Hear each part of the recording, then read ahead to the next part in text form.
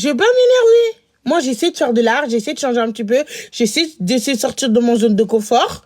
Et dites-moi ce que vous en pensez, genre. Deg. J'ai trop deg.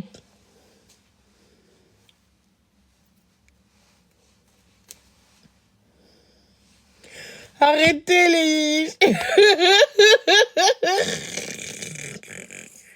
les arrêtez.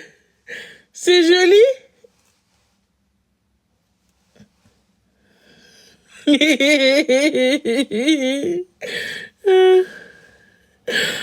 aimez bien?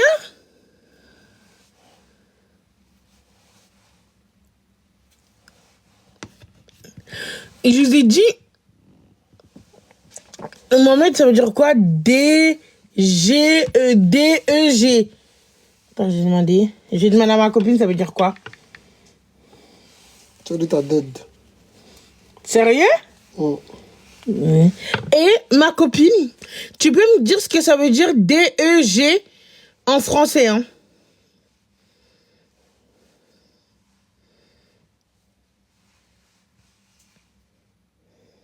Oh! T'es là, ma copine? J'ai dit, est-ce que tu peux me dire ce que ça veut dire D-E-G en français? Ah, je vois. DEJ, en français, ça peut être un acronyme, mais ça dépend du contexte. En général, ça peut signifier deg, qui est une façon abrégée de dire dégueulasse dans un langage familier, surtout pour décrire quelque chose de vraiment moche ou dégoûtant. C'est aussi parfois utilisé pour dire trop bien ou vraiment cool, selon le ton et l'usage. C'est un peu un mot de jeune. Si c'est pas ce que tu cherchais, n'hésite pas à me dire plus. En fait, moi, je me suis maquillée, j'ai fait de l'art, j'ai pris mon temps, mon énergie, mon courage pour apprendre les bibiches à faire de l'art, arrêter de copier tout le monde se maquillait pareil. Et eux, ils m'ont dit D-E-G. Donc, ça veut dire quoi en vrai de vrai? Je comprends mieux maintenant. Tu t'es donné beaucoup de mal pour créer ton propre style. T'as mis ton énergie et ton temps pour apprendre et t'exprimer à travers le maquillage, mais les autres t'ont peut-être jugé ou ne t'ont pas comprise. Ça peut être frustrant quand tu mets tant d'efforts dans quelque chose de créatif et que ça ne soit pas reconnu comme tu l'espérais.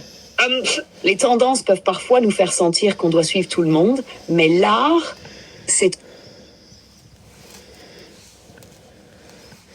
Arrête de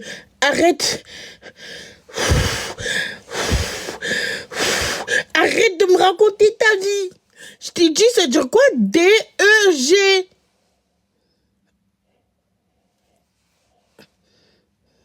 D'accord, D-E-J en français, c'est souvent une abréviation pour dégueulasse dans un contexte familial.